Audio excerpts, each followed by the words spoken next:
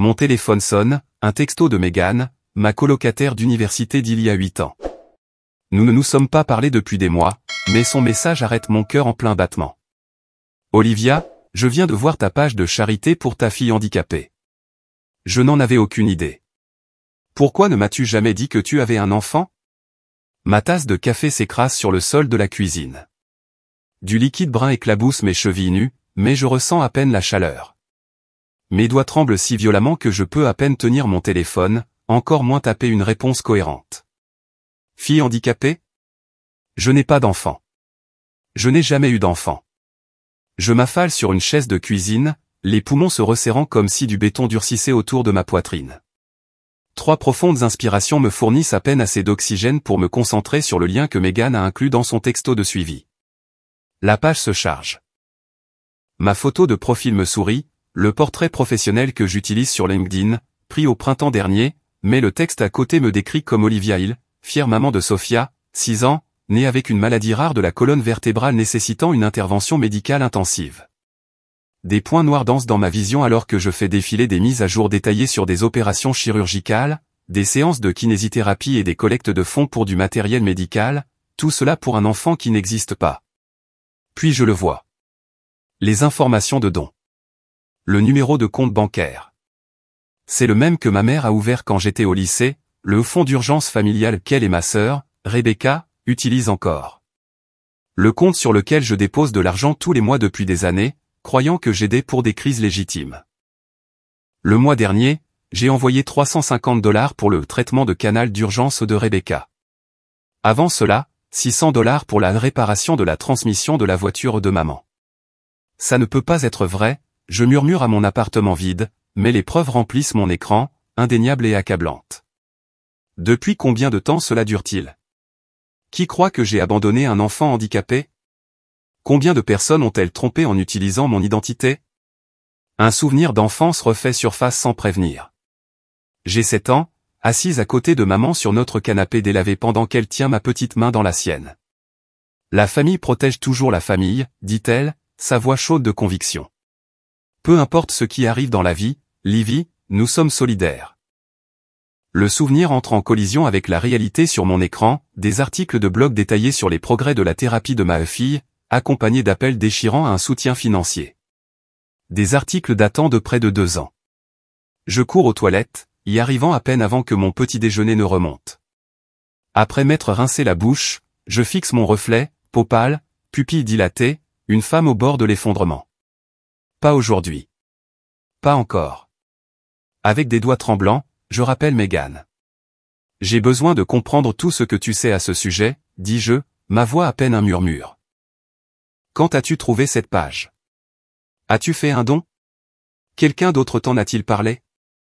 Pendant que Megan explique qu'elle l'a découverte grâce au partage Facebook d'un ami commun, j'ouvre mon ordinateur portable et je commence à faire des captures d'écran de tout, l'historique des dons montrant des milliers de dollars, les mises à jour médicales fabriquées, les photos manipulées qui me montrent d'une manière ou d'une autre avec un petit enfant qui, à y regarder de plus près, ressemble étrangement à ma nièce, Madison, la fille de l'ami de Rebecca.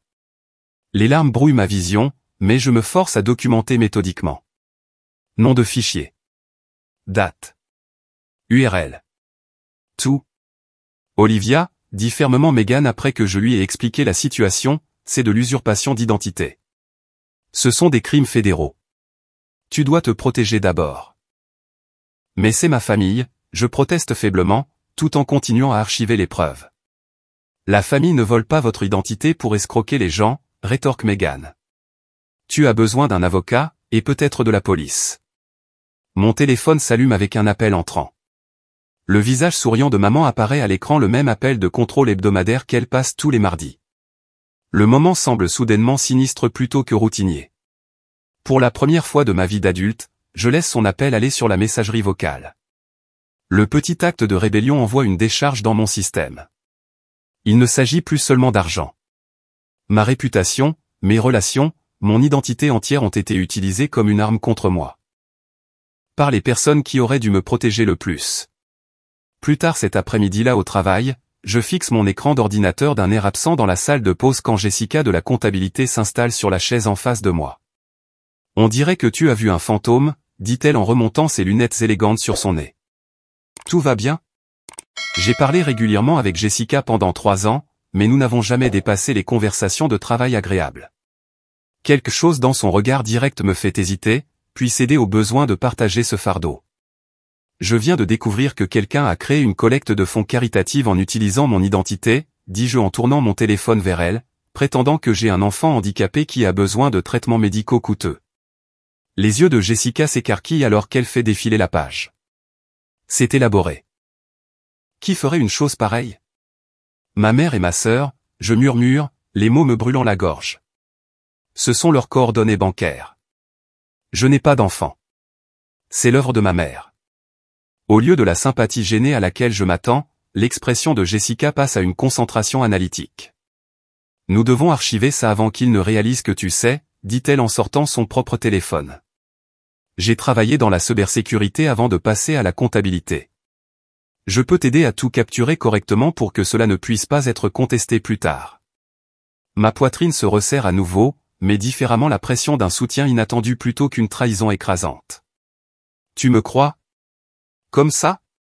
Jessica lève les yeux de son téléphone. Mon cousin a vécu quelque chose de similaire avec son ex-femme. La famille peut faire le plus de mal, dit-elle simplement. Mais tu n'es pas seul face à ça. J'acquiesce, une nouvelle résolution renforçant ma colonne vertébrale. Je leur ai tout confié. Maintenant, je dois savoir jusqu'où cela va. Le poids de la trahison m'écrase encore la poitrine, mais en dessous, quelque chose de nouveau s'agite, la première lueur de détermination pour récupérer ce qui m'a été volé. Mon cœur bat la chamade contre mes côtes alors que les doigts de Jessica volent sur son clavier.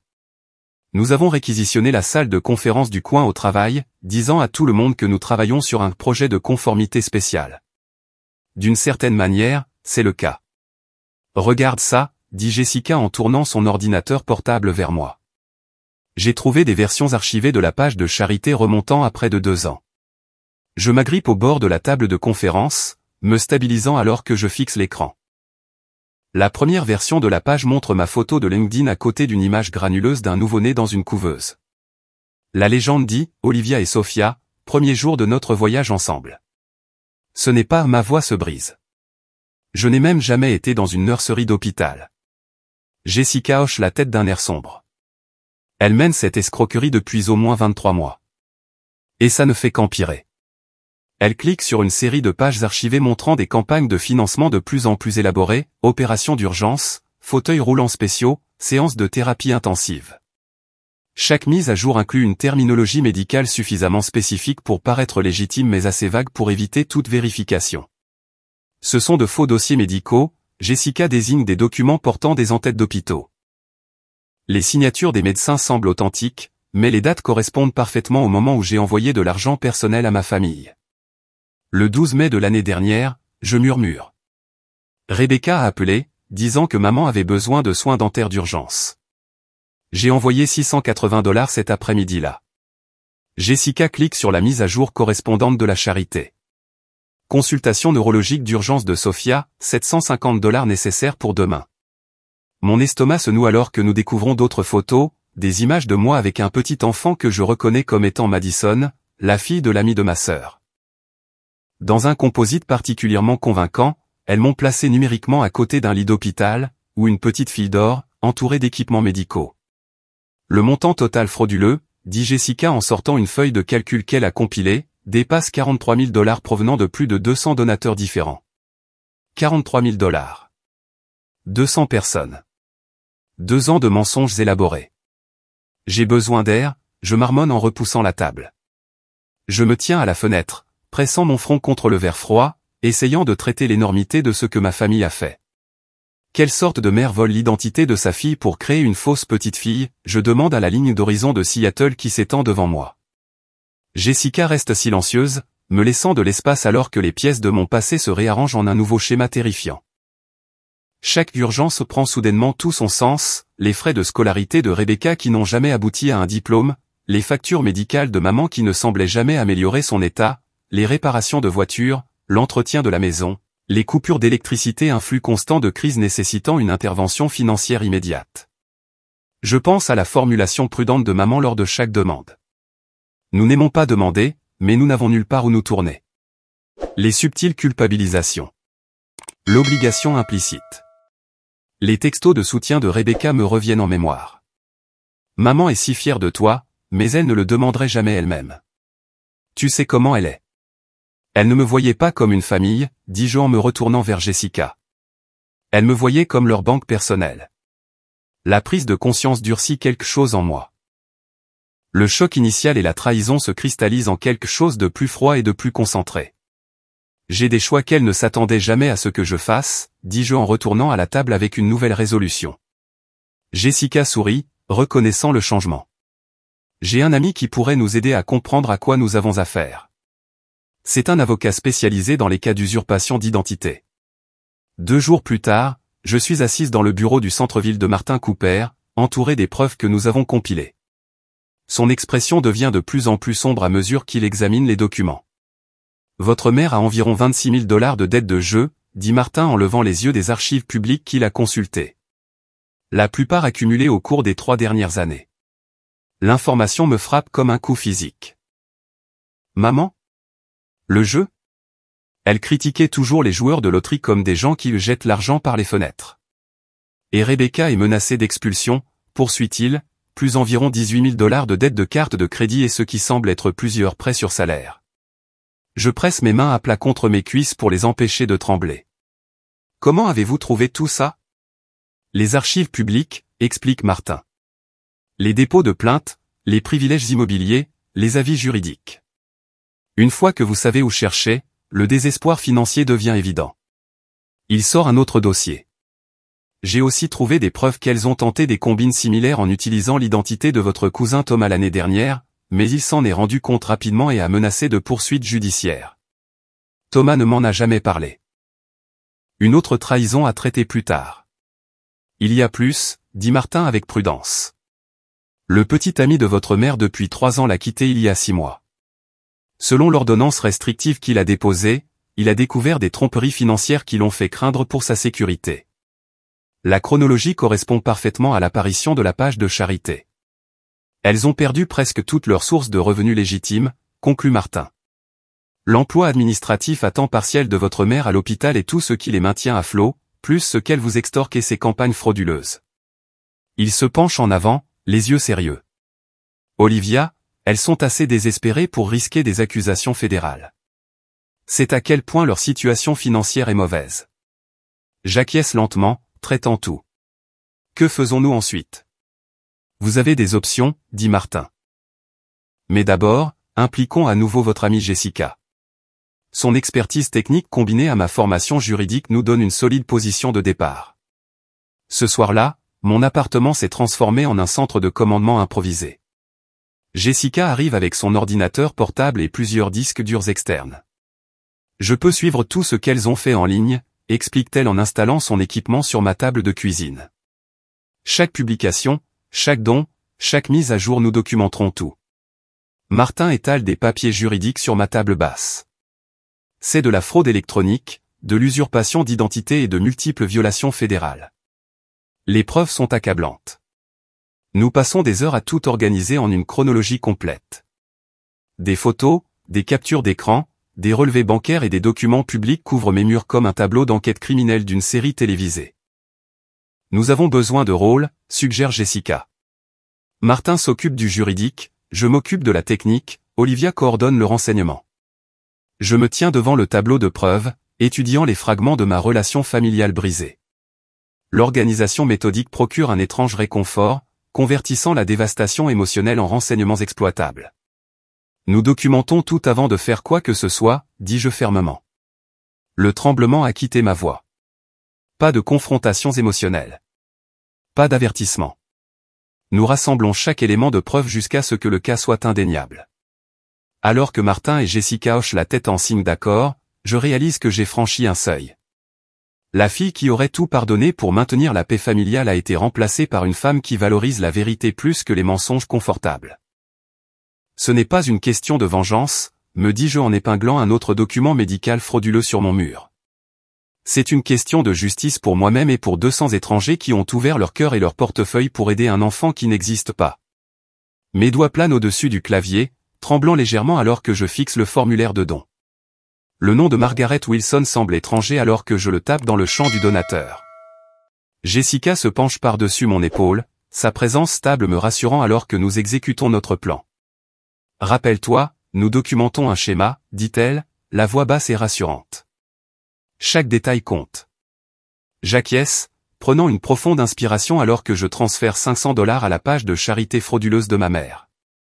L'argent sera une preuve traçable de leur combine en cours. L'écran de confirmation s'affiche. Merci de soutenir le parcours de guérison de Sophia. Sophia, ma fille inexistante.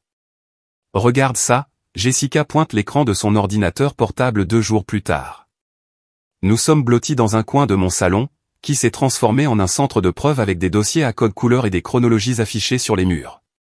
Il y a un langage spécifique dans ces mises à jour suggérant des séjours à l'hôpital en mars, juin et août, explique-t-elle en surlignant des sections de texte. Mais selon ton calendrier et tes dossiers de travail, tu étais à une conférence à Chicago pendant les dates de mars. Elles deviennent négligentes, je marmonne en parcourant la chronologie fabriquée. Elle prétendait que j'étais à l'hôpital pour enfants pendant une semaine alors que je présentais en fait un séminaire sur la conformité financière. Le courriel de remerciement arrive précisément au moment où Jessica l'avait prédit. La note personnalisée décrit le courage de Sophia lors de sa récente évaluation de kinésithérapie et inclut une photo qui me retourne l'estomac. Ça vient de mon appendicectomie, je murmure en fixant l'image d'hôpital manipulée. Mon visage, clairement photographié pendant que je me remettais d'une opération il y a 2 ans, a été soigneusement retouché pour donner l'impression que je suis assise à côté d'un lit d'hôpital. Elles ont dû le prendre sur mon téléphone quand maman a aidé à organiser mes photos à Noël dernier. Elles ont programmé une importante collecte de fonds pour la semaine prochaine, Jessica désigne une annonce graphique bien en vue sur la page de charité. Objectif, $25 000 pour une opération de la colonne vertébrale. Martin, examinant notre dossier de preuves grandissant depuis son fauteuil de bureau en cuir, hoche la tête avec une satisfaction sombre. C'est exactement ce dont les procureurs ont besoin, un schéma clair de fraude délibérée et continue. La réponse personnalisée à votre don test prouve l'intention. La sonnerie de mon téléphone nous interrompt. Le visage souriant de maman apparaît à l'écran, et pour la première fois depuis des semaines, je n'hésite pas avant de répondre. Olivia, ma chérie. Sa voix porte ce ton chaleureux familier qui signifiait autrefois la sécurité. Nous devons parler d'une annonce familiale spéciale. Mon cœur bat la chamade contre mes côtes, mais ma voix reste stable. Bien sûr, maman. Parle-moi de mon enfant, celle que tu as élevée. Le silence qui suit s'étire si longtemps que je me demande si l'appel a été coupé. Quand elle parle enfin, sa voix a changé pour quelque chose de répété, une performance que j'ai entendue d'innombrables fois sans la reconnaître. Nous essayons de te protéger de l'inquiétude, dit-elle. Avec ta carrière qui décollait, nous ne voulions pas t'accabler. Passe-moi Rebecca, j'interromps, me surprenant moi-même par ma franchise. Je sais qu'elle est là avec toi. Un bruissement. Puis la voix de ma sœur, immédiatement sur la défensive. Tu n'aurais jamais approuvé, mais nous avions besoin d'aide. Les factures médicales de Madison s'accumulaient, et...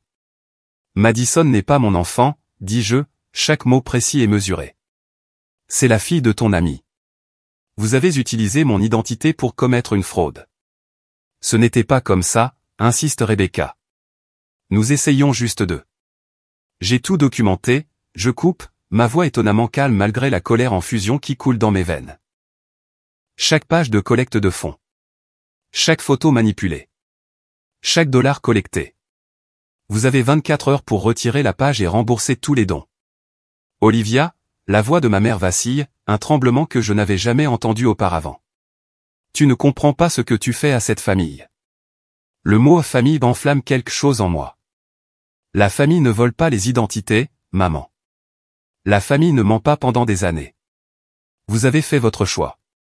Après avoir obtenu leur accord pour retirer la page, je termine l'appel et je m'affale sur mon canapé.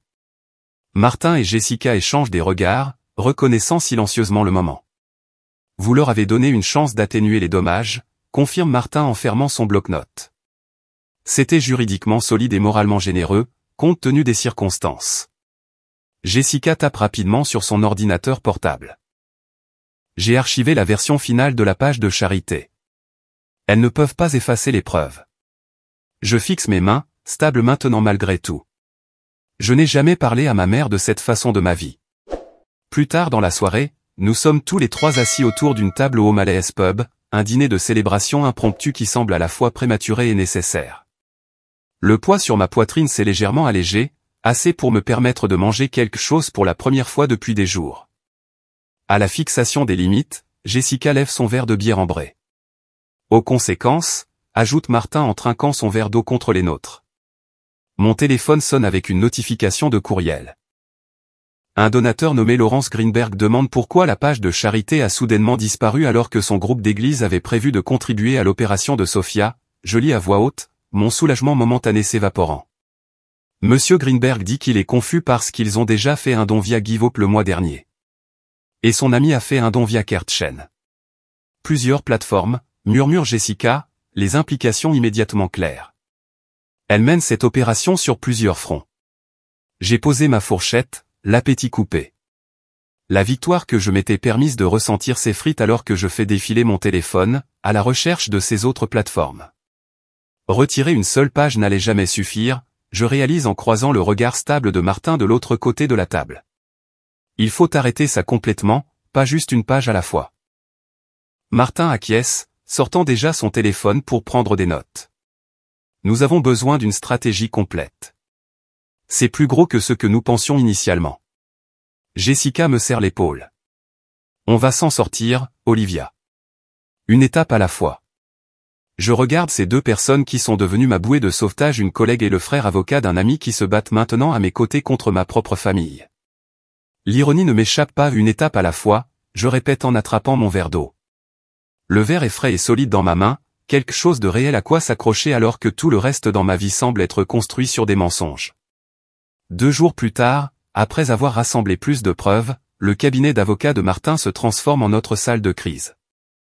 Le lendemain matin à 9 h, le tableau blanc qui affichait autrefois les objectifs trimestriels de son cabinet cartographie désormais un réseau complexe de plateformes frauduleuses créées par ma mère et ma sœur. 8 sites web différents, dis-je, la voix étrangement stable alors que j'ajoute une autre punaise au tableau, chacun rapportant en moyenne $850 par mois de dons. Jessica se retourne de son ordinateur portable, passant une mèche de cheveux cuivrés derrière son oreille. C'est juste ce que nous pouvons tracer directement. Il pourrait y en avoir d'autres que nous n'avons pas encore trouvés. J'acquiesce, étudiant la chronologie que nous avons construite.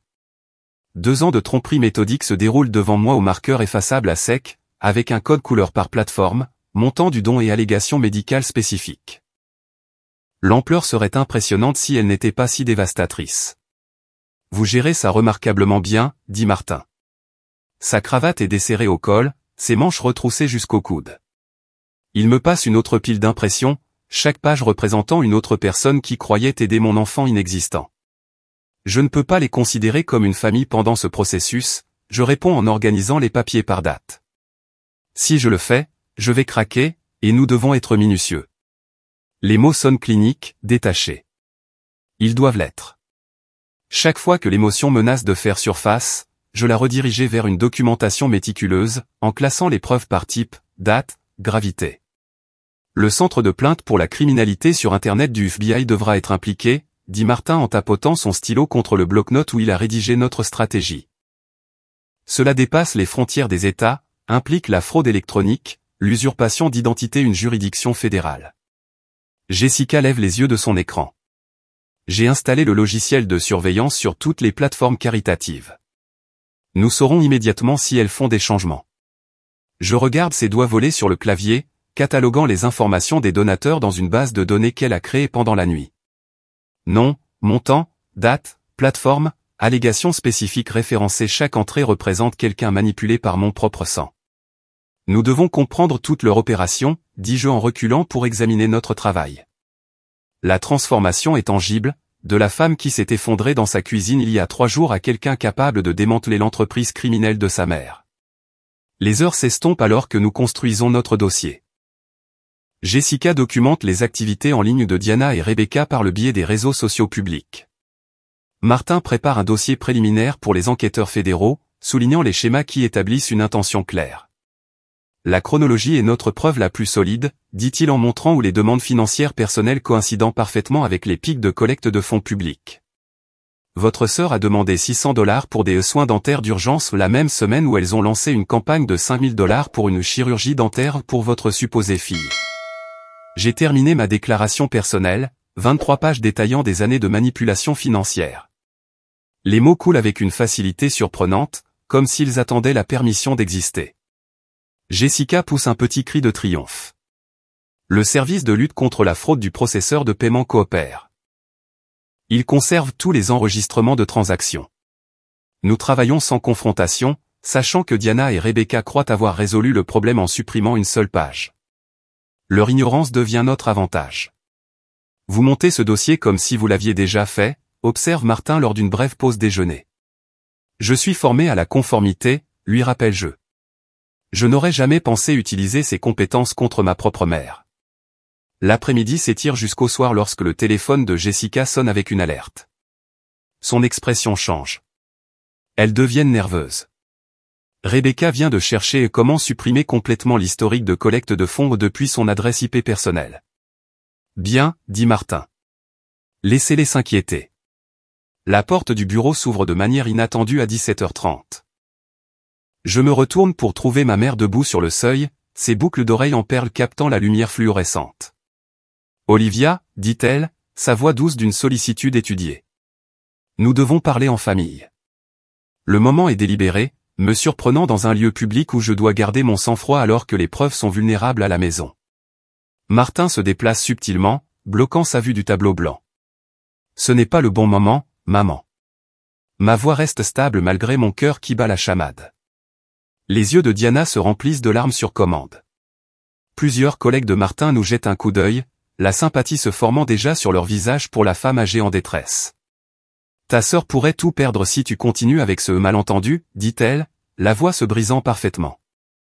Son appartement, son travail, quand tout cela deviendra public. Je remarque comment elle se positionne pour une visibilité maximale depuis le couloir, s'assurant des témoins de sa performance. Il y a des choses sur notre histoire familiale dont je t'ai protégé, poursuit-elle, sa voix baissant jusqu'à un murmure significatif. Des choses qui seraient difficiles pour tout le monde si elles venaient à être révélées. La menace plane entre nous. Une clarté inhabituelle m'envahit alors que je reconnais la tactique, la même qu'elle a utilisée depuis mon enfance, créer la peur, sous-entendre des conséquences, obtenir la conformité. Je dois finir ici, dis-je simplement. Nous pouvons parler une autre fois. Quelque chose brille derrière ses yeux de la frustration, peut-être de la peur. Elle n'est pas habituée à cette version de sa fille, celle qui ne se plie pas immédiatement. Après son départ, Jessica me touche le bras. Ça va? Je redresse les papiers sur le bureau de Martin, les organisant avec une précision délibérée. Elles essaient toujours de me manipuler, mais maintenant je reconnais les tactiques. Martin revient après avoir accompagné Diana hors du bâtiment. Cette visite nous apprend quelque chose d'important. J'acquiesce, un calme étrange s'installant en moi. Leur désespoir prouve que nous sommes sur la bonne voie. Le lendemain, le bureau local du FBI sent le café et le tonneur d'imprimante. L'agent Wilson étale nos preuves sur une table de conférence pendant que Martin dispose des dossiers à code couleur à côté de lui. Les néons projettent des ombres dures sous les yeux de tout le monde, soulignant la gravité de ce que nous construisons. Nous avons accepté votre renvoi de dossier, mademoiselle Hill, dit l'agent Wilson, sa voix de baryton stable et rassurante. Il est plus âgé que je ne l'imaginais, avec des cheveux poivre et sel et des lunettes de lecture perchées sur son nez. Les preuves montrent des schémas clairs de fraude électronique, d'usurpation d'identité et de violation potentielle de la loi IPA. Mon estomac se noue alors que je le regarde scanner les photographies de ma fille, des images de Madison avec mon visage soigneusement intégré dans le cadre. La manipulation est évidente maintenant que je sais la chercher, mais assez convaincante pour tromper des connaissances éloignées et des étrangers. Toutes les preuves ont été soigneusement obtenues et numérisées. 237 donateurs individuels ont été trouvés, dit Jessica, posant une clé USB sur la table. J'ai tout compilé avec des certificats d'authentification, des eurodatages, des adresses IP, des données de plateforme. Tout y est. Martin acquiesce avec approbation. J'ai préparé des lettres de conservation légale pour les 8 plateformes de collecte de fonds. Nous les signifierons simultanément pour empêcher la suppression des preuves. Je fais glisser ma déclaration sous serment notarié sur la table. Les mots se brouillent légèrement alors que je la pousse vers l'avant. Moi, Olivia Hill, n'ait jamais donné naissance à, ni adopté d'enfant. Une déclaration si simple qui ne devrait pas nécessiter de documentation formelle. Et pourtant, nous en sommes là. C'est l'un des dossiers les plus complets que j'ai vus de la part de plaignants civils, remarque l'agent Wilson en feuilletant ma déclaration sous serment. Mais nous devons agir rapidement mais méthodiquement. Quand nous agirons, elles le sauront immédiatement. Que dois-je dire aux gens quand cela deviendra public? Ma voix semble plus petite que je ne le voudrais. La vérité, répond-il simplement. Préparez une réponse calme. Quelque chose de simple comme « Mon identité a été volée à des fins frauduleuses ». L'affaire est en cours d'enquête. J'apprécie votre compréhension pendant cette période difficile. Je répète les mots en silence, me préparant mentalement aux questions inévitables des voisins, des collègues, des connaissances. La réalité de ce qui s'en vient pèse plus lourdement sur mes épaules. Mon téléphone vibre contre la table. Jessica y jette un coup d'œil avant que je ne puisse le faire. C'est de Rebecca, dit-elle doucement. Je tourne le téléphone pour voir l'écran. La dernière vidéo de ma sœur joue sans son, des larmes coulant sur son visage alors qu'elle fait des gestes désespérés vers des dossiers médicaux que je ne peux pas lire de cette distance. La barre de collecte de fonds en bas montre un objectif de 130 000 $. Opération d'urgence nécessaire dans les 48 heures, je lis à voix haute, les mots amers sur ma langue. Jessica prend mon téléphone, ses doigts volant sur l'écran. Ce sont de vrais dossiers médicaux. Regardez l'en-tête. Martin se penche en avant. Où ont-elles obtenu des documents médicaux légitimes à votre nom? Diana travaille dans l'administration d'un hôpital, je réponds, les pièces du puzzle s'assemblant. Elle a accès au dossier. L'expression de l'agent Wilson s'assombrit. C'est une grave violation de la loi HIPAA en plus de tout le reste. L'ordinateur portable de Jessica sonne avec une alerte. Elles font des recherches sur vous, Olivia. Rebecca vient de chercher, comment savoir si quelqu'un recueille des preuves contre vous? Elle tourne l'écran pour que nous puissions tous voir. Elles savent que nous montons un dossier. Ma gorge se serre alors que le compteur de dons de la collecte de fonds de Rebecca augmente, 2 450 $, 3 200 $, 4 875 $. De vraies personnes donnant de l'argent réel pour une opération qui n'aura jamais lieu. Chaque jour que nous attendons, plus de gens sont escroqués, je murmure en regardant les chiffres grimper. L'agent Wilson secoue fermement la tête. Nous devons les surprendre en train d'accepter et d'utiliser ces fonds spécifiques. Cela renforcera considérablement notre dossier. La patience maintenant signifie la justice plus tard. Le lendemain matin, nous nous réunissons avec un objectif renouvelé. Jessica a mis en place des alertes pour toute transaction provenant des comptes de dons. Martin confirme que son équipe juridique se tient prête avec des injonctions d'urgence pour toutes les plateformes. L'autorisation de surveillance est arrivée pendant la nuit, annonce l'agent Wilson en faisant glisser un document sur la table. Nous surveillons les comptes de Diana et Rebecca pour toute activité de retrait. Je passe mon doigt le long du bord du papier, sentant la légère texture de l'entête officielle du FBI. Toutes nos preuves sont sécurisées. Plusieurs emplacements, documentation complète de la chaîne de possession, confirme Jessica. Même si elles arrivaient à mettre la main sur un jeu, nous avons des sauvegardes. L'agent Wilson vérifie sa montre. Nous agissons demain matin. Tout est en place. Demain. Le mot s'installe dans ma poitrine comme une pierre. J'ai passé des années à envoyer de l'argent pour aider ma famille à traverser une crise après l'autre. Demain, j'aiderai à créer une crise qu'elles n'ont jamais attendue. Après-demain, plus rien ne sera jamais pareil, dis-je doucement. Martin me serre doucement l'épaule. Vous faites ce qu'il faut, Olivia. Il ne s'agit pas de vengeance. Il s'agit de justice. Pour vous et pour les centaines de personnes qu'elles ont trompées. J'acquiesce, sentant une clarté inattendue m'envahir. La peur demeure, mais en dessous coule quelque chose de plus fort, un courant de résolution qui s'est construit depuis ce premier texto choquant. Demain, le faux récit prendra fin. Demain, la vérité commencera. Le lendemain matin, mon téléphone vibre contre le comptoir de la cuisine, le nom de l'agent Wilson clignotant sur l'écran. Je réponds d'une main ferme, un contraste frappant avec les doigts tremblants qui pouvaient à peine tenir mon téléphone lorsque ce cauchemar a commencé. Olivia, nous avons un problème. Diana et Rebecca ont retiré 18 700 $ du compte de dons ce matin. Nous n'avons pas pu l'arrêter à temps.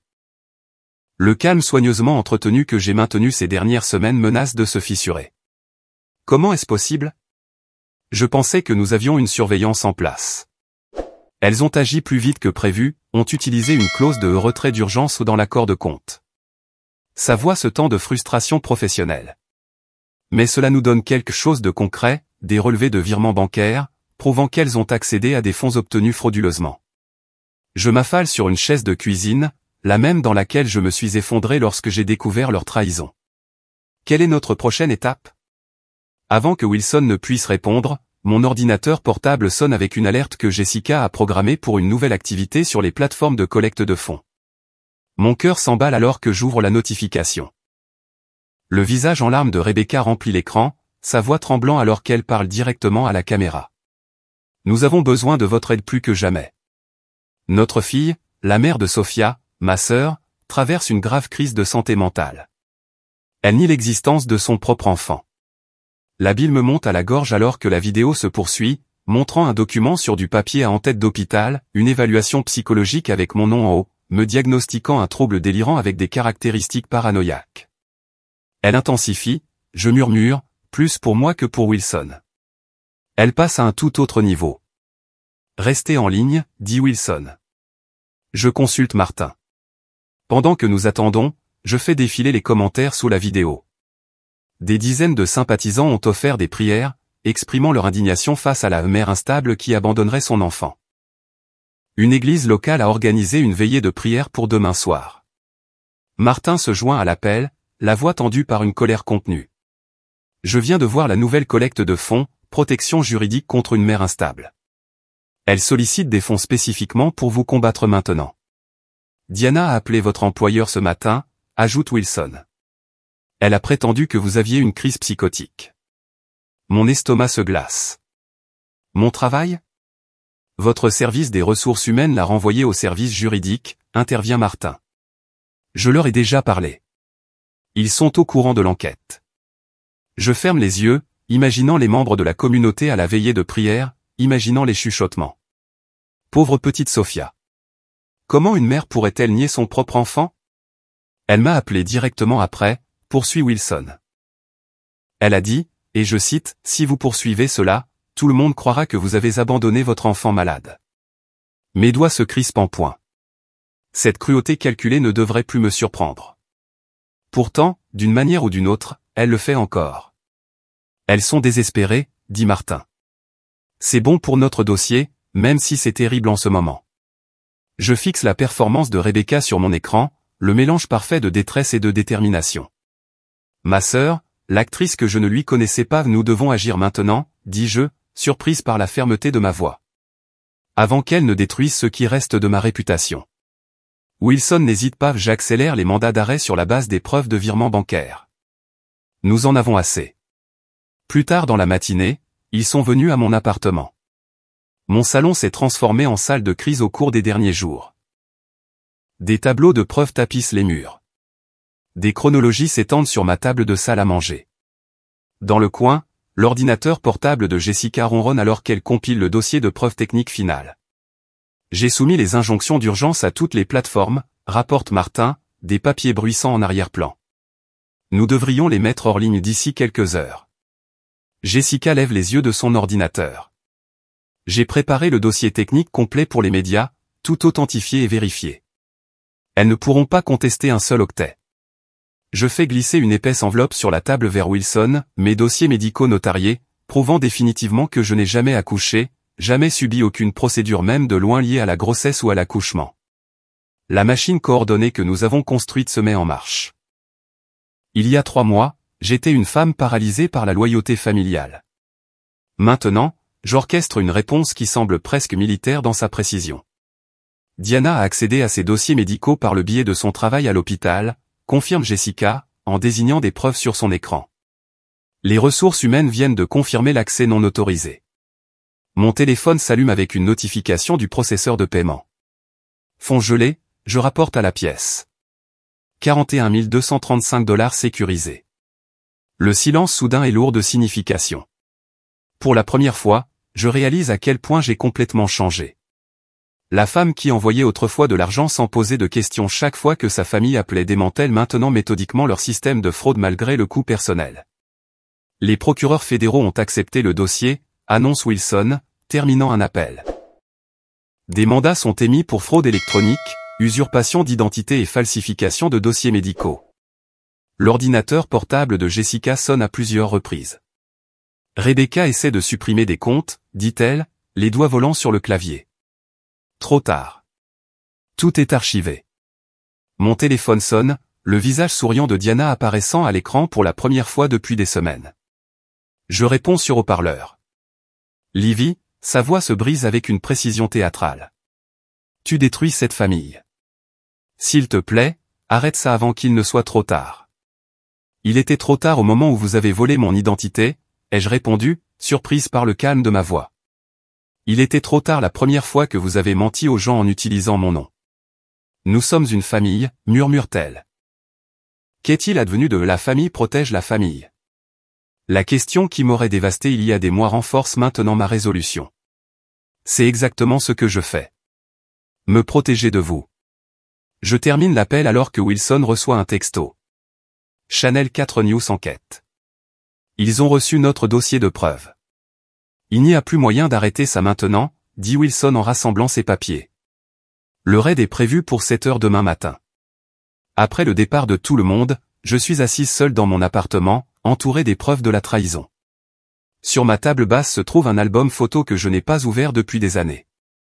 À l'intérieur, des photos de famille d'avant la fraude, Diana m'apprenant à faire du vélo, Rebecca et moi construisant des châteaux de sable à la plage.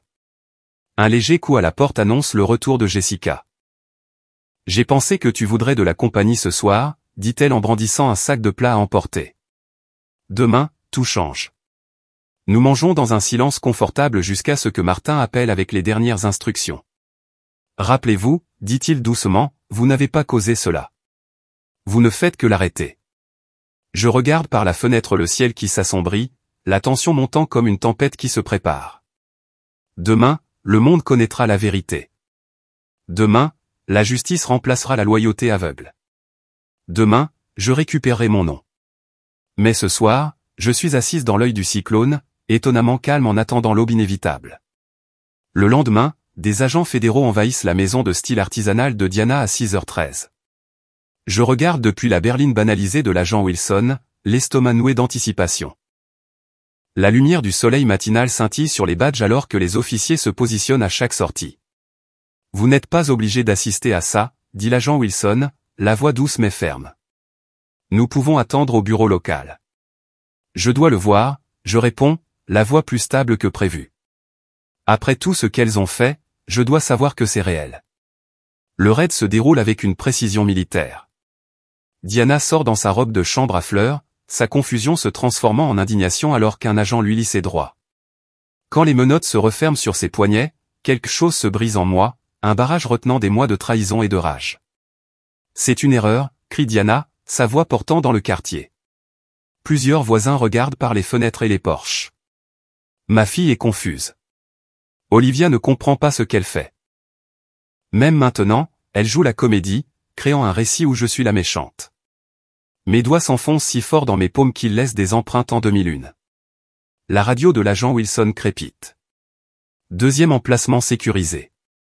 Suspect tentant de supprimer des fichiers de plusieurs appareils. Rebecca, je murmure. Le cerveau technique derrière leur opération, prit la main dans le sac. Une camionnette de nouvelles locales arrive, quelqu'un les a prévenus. Une journaliste sert un microphone tandis que son caméraman filme Diana en train d'être conduite vers un SUV du gouvernement.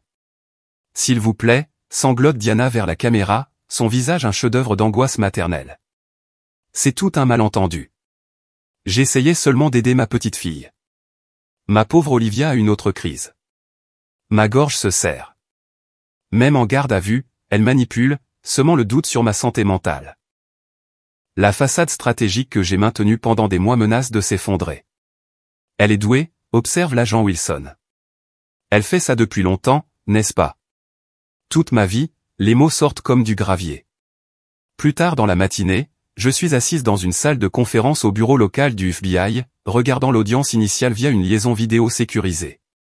Les preuves que nous avons méticuleusement rassemblées pendant des mois se déploient avec une clarté dévastatrice, des documents médicaux falsifiés avec les empreintes digitales de Diana, les adresses IP de Rebecca liées au site web frauduleux, des relevés bancaires montrant un vol systématique. Rebecca entre la première dans la salle d'audience, les épaules voûtées. Quand elle aperçoit la table des preuves du procureur, empilée de dossiers financiers et de captures d'écran imprimées, sa stratégie change instantanément. C'était l'idée de maman, lance-t-elle avant que son avocat ne puisse l'arrêter. J'ai juste aidé avec l'informatique. Elle a dit qu'Olivia ne le saurait jamais. La juge, une femme aux cheveux argentés et au regard perçant, étudie Rebecca par-dessus ses lunettes de lecture. Mademoiselle Hill, veuillez vous abstenir de faire des déclarations jusqu'à ce que vous soyez correctement interpellée par le tribunal. Diana entre ensuite, son apparence au tribunal soigneusement préparée, robe conservatrice, maquillage minimal, cheveux tirés en un chignon modeste, le personnage de la grand-mère en deuil perfectionné. Mais quand elle me voit regarder à travers la liaison vidéo, son masque glisse un instant. La haine brille sur ses traits, rapidement remplacée par une innocence blessée. Votre honneur, commence le procureur, les preuves devant vous représentent l'un des stratagèmes de fraude les plus calculés que j'ai rencontrés en 15 ans de pratique.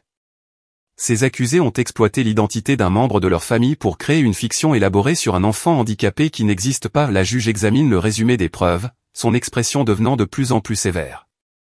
La préméditation ici est extraordinaire. Plusieurs plateformes, des dossiers médicaux falsifiés, des photographies manipulées, le tout en utilisant l'identité de la propre fille et sœur de l'accusé.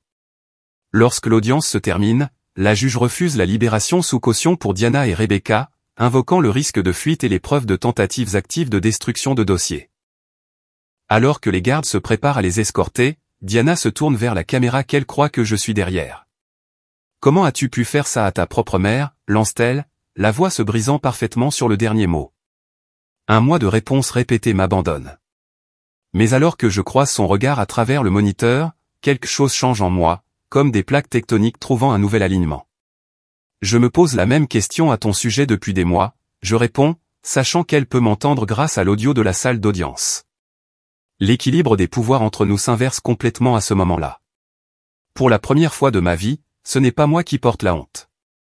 À l'extérieur du palais de justice, je suis surprise de trouver le pasteur Matthews qui attend, sa posture habituellement confiante remplacée par une contrition sincère. Olivia, commence-t-il en enlevant ses lunettes.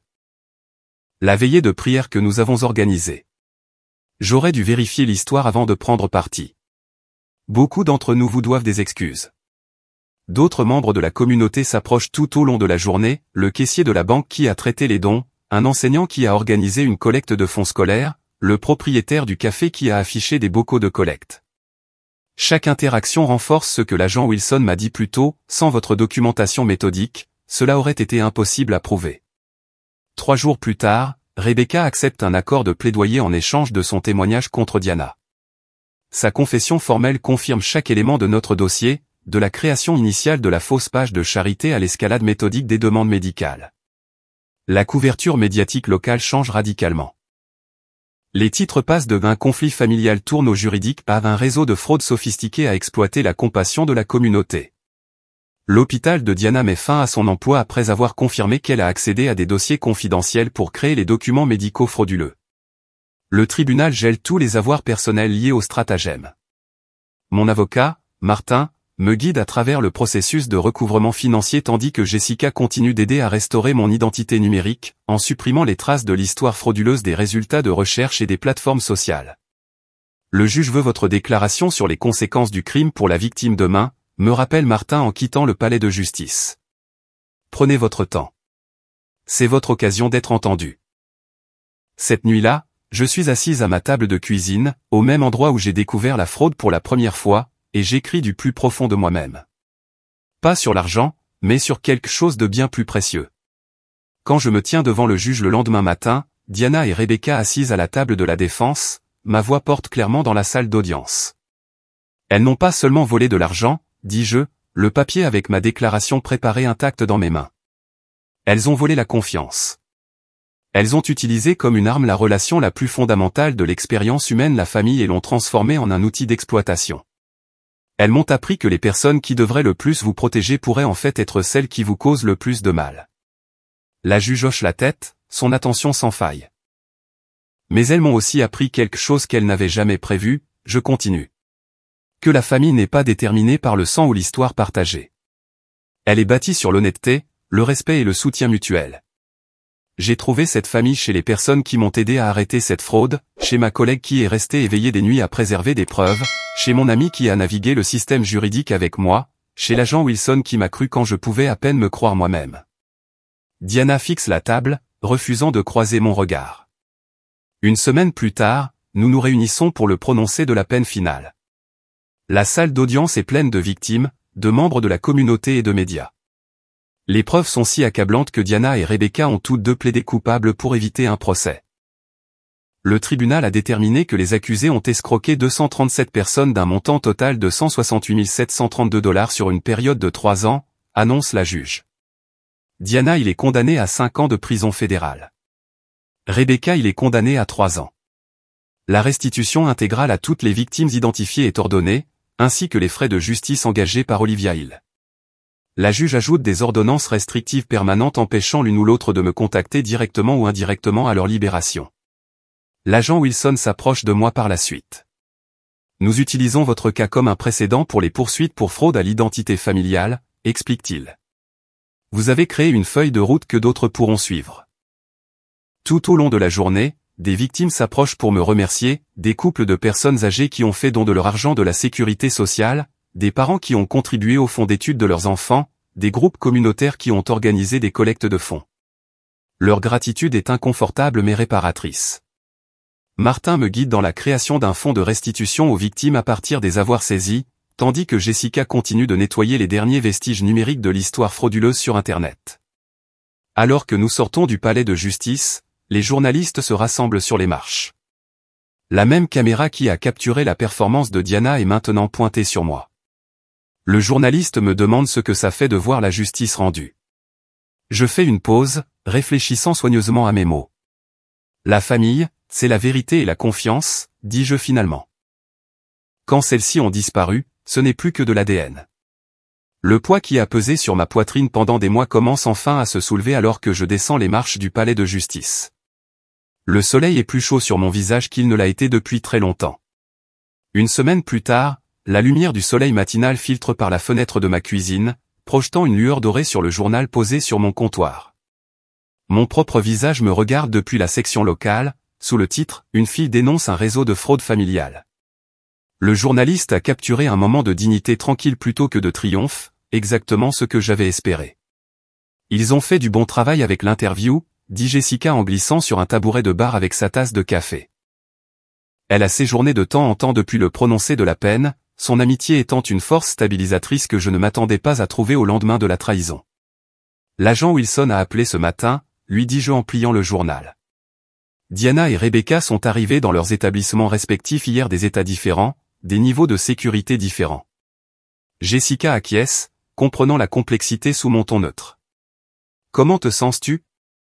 Je fais une pause, cherchant la vérité sous des couches d'émotions contradictoires. Comme si le nœud dans ma poitrine se desserrait enfin. Pour la première fois depuis des mois, j'ai dormi toute la nuit.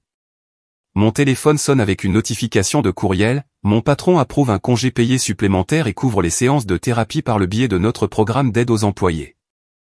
Le message se termine par une simple ligne qui me fait monter des larmes inattendues aux yeux, prenez le temps dont vous avez besoin. Plus tard dans l'après-midi, ma cousine Michelle appelle. Nous ne nous sommes pas parlé depuis que l'histoire a éclaté au niveau national. J'aurais dû le voir, dit-elle, la voix étranglée par le regret. Toutes ces fois où tante Diana montrait des photos de toi avec Madison lors de réunions de famille, l'appelant ta fille. Je n'ai jamais remis ça en question.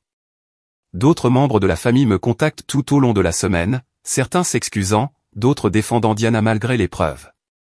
Chaque conversation ressemble à un tri de débris émotionnels après une tempête, décidant quoi garder et quoi jeter. Martin passe avec des documents confirmant que tous les dossiers médicaux frauduleux ont été purgés des systèmes de santé. Nous nous assurons que cela ne puisse pas vous suivre, explique-t-il, sa formalité juridique habituelle adoucie par une préoccupation sincère. Le vendredi, l'agent Wilson me remet une petite plaque, une mention élogieuse de coopération citoyenne du FBI. Votre cas devient un modèle pour les enquêtes sur la fraude familiale, explique-t-il. Ce que vous avez fait a demandé un courage extraordinaire. Je place la plaque sur ma bibliothèque, non pas comme un trophée, mais comme un rappel du chemin parcouru.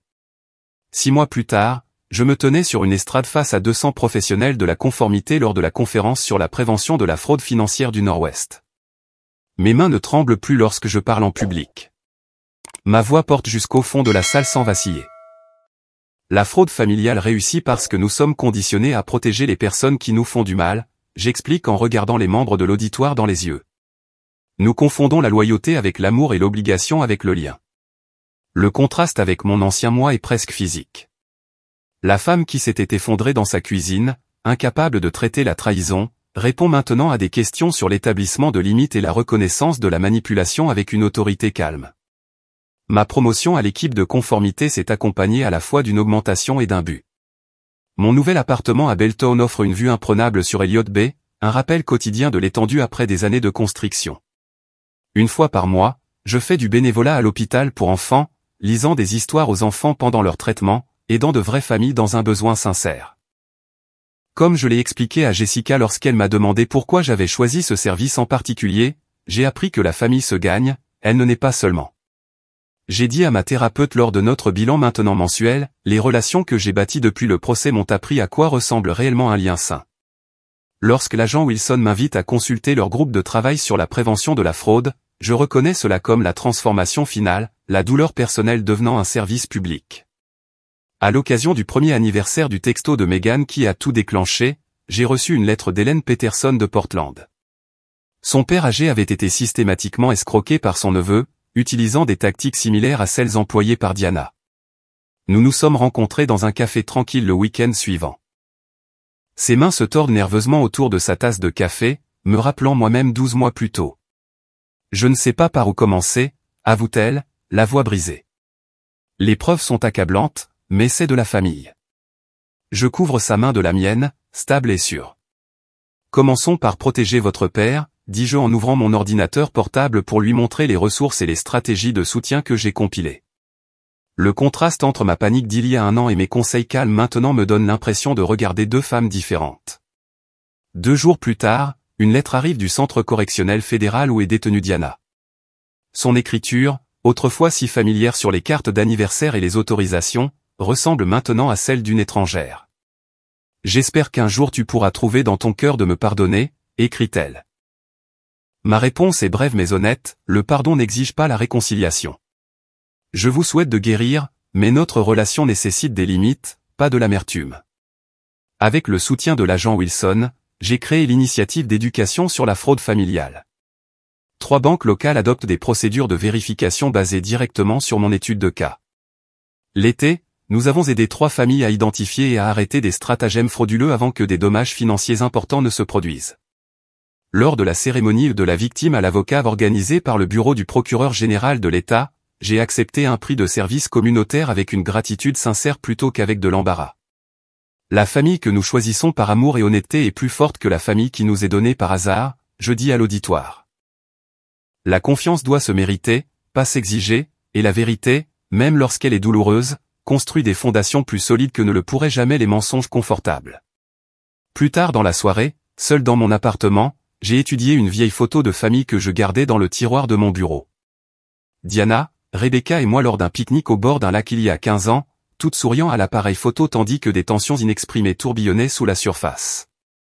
Je la remets dans le tiroir sans regret ni colère, juste une compréhension tranquille. Parfois, je murmure à la pièce vide, le plus grand acte d'amour est de laisser partir ceux qui refusent de vous aimer honnêtement. Qu'auriez-vous fait si vous aviez découvert que votre famille utilisait votre identité de cette manière? J'adorerais connaître vos réflexions dans les commentaires ci-dessous. Il y a 2 ans, après le prononcé de la sentence, une lettre avec un cachet de la poste de la prison est arrivée. C'était de Rebecca. Ce n'était pas des excuses, pas vraiment. C'était un récit décousu de sa vie à l'intérieur, rempli d'apitoiement sur soi et de reproches subtils. Si tu nous avais simplement aidés quand nous l'avons demandé, disait une ligne, rien de tout cela ne serait arrivé. Je l'ai lu, j'ai ressenti une lueur familière de l'ancienne colère, puis je l'ai mise dans une boîte avec les autres artefacts de ma vie passée. Elle n'avait plus le pouvoir de me blesser. Ma vie avait continué. L'initiative d'éducation sur la fraude familiale avait reçu une reconnaissance nationale et une subvention fédérale. Nous avions maintenant un petit personnel et développions un programme pour les travailleurs sociaux et les planificateurs financiers.